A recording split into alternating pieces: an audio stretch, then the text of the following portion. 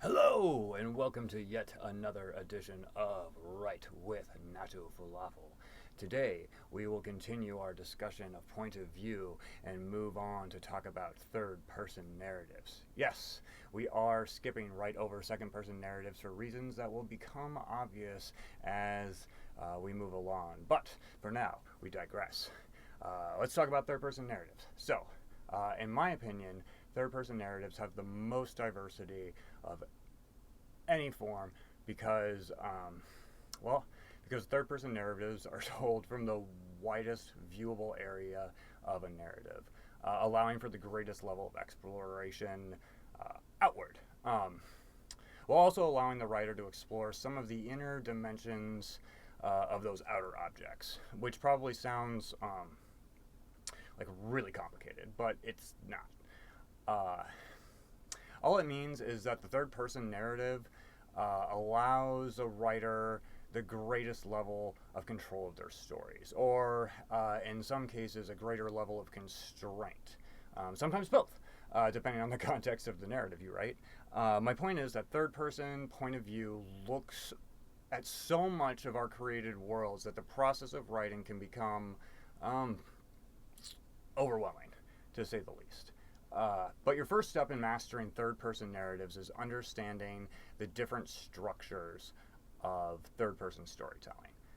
For now, all you need to understand about third-person narratives is that all third-person narratives are told from outside the event of the story, meaning the story doesn't happen to the narrator. The narrator simply sees and hears things.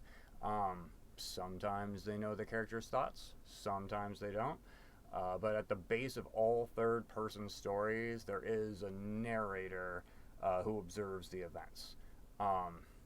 So today, what we're going to do is we're going to start by looking at what is referred to by some writers as the Camerai Perspective. And I chose this as the best starting point to begin our discussions because it's simultaneously the simplest and the most complex, and will serve as like a really good jumping off point for discussing the next round of third-person narratives. So what is Camerai Perspective? So imagine your blank page is a lens, right? And that lens looks into your fictional world. When you look into that fictional world, all you're able to observe is what you see and what you hear. Okay? It sounds simple, right? Okay. So, of course, like any other story, your narrative needs to follow some event. Something needs to happen in your story for there to be a story worth telling. So at the very least, you'll need an event to observe. Whether or not you choose to follow a single person, or perhaps a group of people, or whether you choose to follow no one at all and focus on only the event itself is completely up to you and how you choose to move the camera through your story.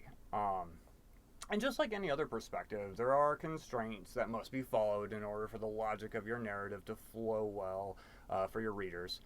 The Camerai Perspective can be tricky because the narrator isn't like privy to any information within the character. There's zero introspection. Let me just say that so it's perfectly clear for you. Stories written in the Camerai Perspective cannot include any level of character introspection because cameras do not have the ability to see people's thoughts. Zero introspection, right? Okay, so for me, this is the easiest part of the form to adhere to because, like, super simple, don't write thoughts of any kind. Got it, all right? But the other half of this constraint is that the camera also has no foresight, hindsight, or knowledge of events, which is a lot. That's a lot. And maybe it doesn't sound like a lot when I say it, but it is. Think of it this way. Let's say you want to write a third-person camera-eye narrative that follows a character as they move about a party, right? Again, this seems fairly simple and straightforward, but how do you introduce a party in a narrative when you've been restricted from the knowledge that parties even exist? You can't just write, there was a party. you have to write something like a room full of people stood shoulder to shoulder drinking cocktails and listening to music, and even presuming that they're drinking cocktails is pushing the boundaries of Camerai Perspective. And that's where things can get a little tricky. Knowing what you can call a presumption and what's considered a point of view violation. And obviously there are some ways to introduce information into your narrative. For example, if you can work a character's name into a conversation, you can then refer to that character by name. But writing from the Camerai perspective can be a great way to practice the showing aspect of writing that is so vital to writing compelling narratives. When we take away our ability to introspect and we force ourselves to only look at the events, we then have to rely on the movements of our characters to tell the stories, forcing us to describe in greater, more meaningful details. So as an exercise, try this. Write a story in the Camerai perspective about a person standing in a line. That's it. It doesn't have to be long. Try hitting 250 words. Write it, and if you feel compelled, drop your story in the comments, and I'll offer you some feedback. And as long as you're here, please hit those like and subscribe buttons and show your support. And if you're feeling particularly supportive, head on over to Amazon and pick up a copy of my novel, The Patron Saint of Pinball.